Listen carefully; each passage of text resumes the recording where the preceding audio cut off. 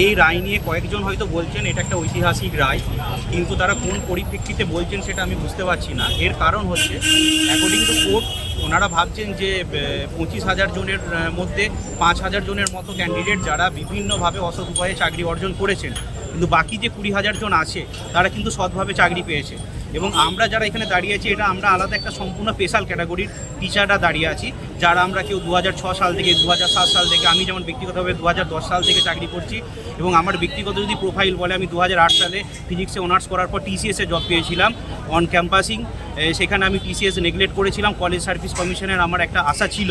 2010-এ আমি SSC pass করেছিলাম, আমি নেট পাস করেছিলাম, আমি পিএইচডি কিছুটা কমপ্লিট করেছি, দিয়ে আমি ওখান থেকে চলে এসেছি বাড়ির কাছে পরীক্ষা দিয়ে আমার বাড়ির কাছের কোনো স্কুলকে চুজ করার জন্য, একমাত্র শিক্ষকতার উদ্দেশ্যে। এর বাইরে আমি কোনো পরীক্ষা দিইনি। কেউ যদি এখনও অনেকেই বলে বেড়াচ্ছেন, বিশেষ করে কয়েকজন অন্য প্রফেশনের মানুষ, যারা অসৎভাবে চাকরি পেয়েছে, এদের যোগ্যতা নেই,